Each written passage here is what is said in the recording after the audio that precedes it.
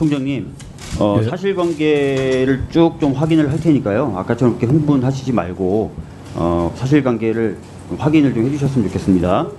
예. 자, 지난번 그 권익위원장에 대한 감사 결과 보고서 관련된 의결을 하기 위해서 모였던 감사위원 회의록을 좀 보면요, 우리 원장님 제척 여부에 대한 논의가 좀 이어집니다.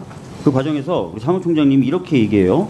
권익위에서 이미 판단을 했는데 뭘 여기에서 논의를 합니까? 이렇게 얘기를 하시고, 자, 또 그 조은석 위원의 발언에 대해서 그것은 궤변이고요, 여기에 안건을 배포했잖아요, 권익위 판단이 있었는데 무슨 소리예요? 이렇게 얘기를 합니다.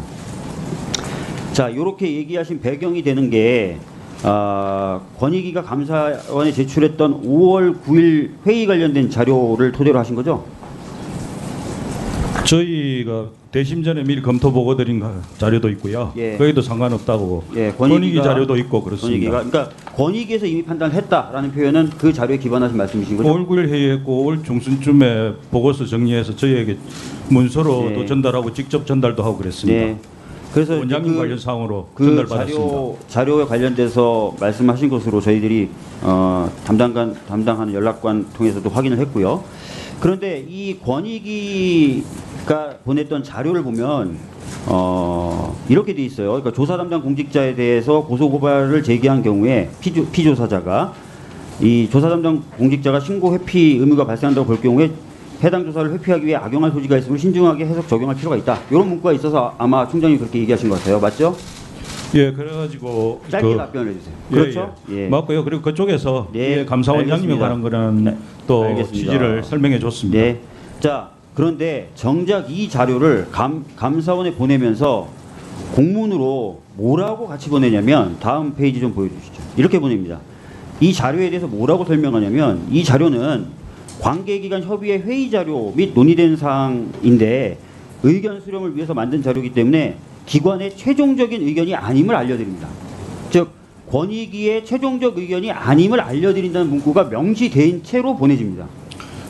권익위의 문구 표현은 존중하고요. 다만 그 실질적인 내용이 그 취지가 그 객관적 사실이나 법령 취지에 부합합니다. 감사원에 자료를 보내면서 표지격으로 이게 기관의 최종 의견이 아님을 알려드립니다라고 명문으로 기재를 해서 보낸 거예요. 자, 근데 총장님 아까 회의록에 뭐라 그랬냐면 권익위에서 이미 판단이 끝났다라는 취지로 얘기했고, 그죠?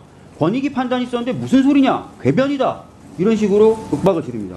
자, 근데 정작 권익위는 이 자료를 보내면서 권익위 최종 판단이 아니다 라고 얘기를 했고, 심지어는 6월 15일 날 따로 보도자를 내서 감사원이 그렇게 얘기하는데 이거는 그 자료는 최종적 결과를 도출하지 않은 채 추후 회의를 통해서 최종적으로 결정하기로 했고, 다만 당시 회의 결과를 공유한 것에 불과하다라는 해명제를 또 내요. 그 권익위 내부에도 이견이 있는 것으로 알고 있습니다. 따라서 총장님이 얘기하신 것처럼 권익위에 이미 판단을 했다, 권익위 판단이 있었다, 이런 말은 사실과 다른 겁니다. 사실 그 권익위 내부에도 좀 복잡한 문제가 있는 걸로 알고 있고요. 자, 남은 기관이라서 제가 언급은 않겠습니다. 알고는 있습니다만, 그리고 내용은 다 합리적이고 지혜로운 얘기입니다. 보도 설명 자료로 기자들에게 배포까지 했잖아요. 그러면 그게 기관의 입장인 거죠.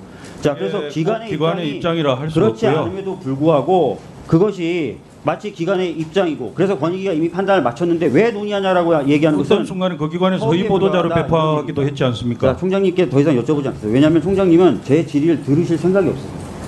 너무 안타깝고요. 원장님께 그럼 이어서 질문하도록 하겠습니다.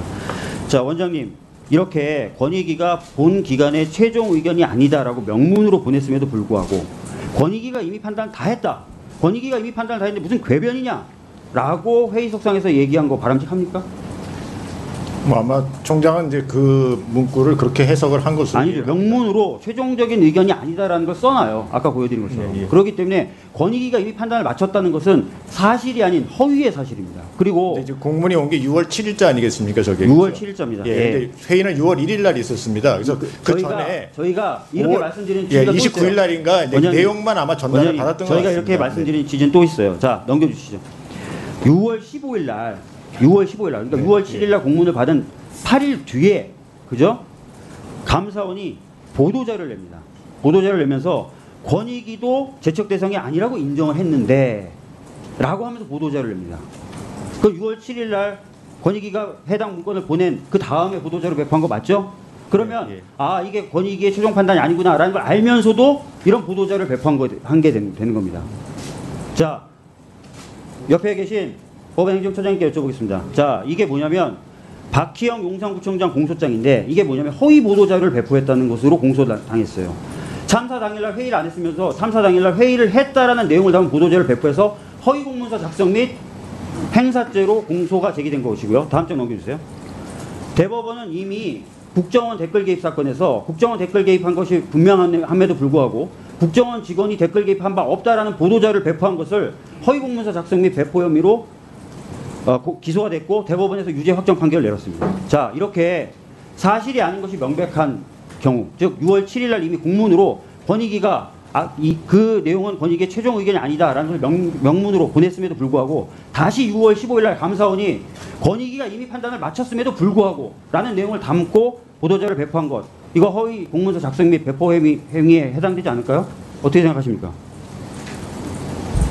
지금 말씀하신 판례에서 제시한 일반론은 제가 알고 있습니다만 그 일반론을 지금 말씀한 자료를 제가 지금 듣고 나가지고 바로 판단하기는 좀 따져봐야 할 건 있을 것 같습니다. 일반적으로 그러면 허위 명백한 사실을 담아서 공공기관이 보도자료를 작성해서 배포하면 허위 공문서 작성 및 배포가 되죠?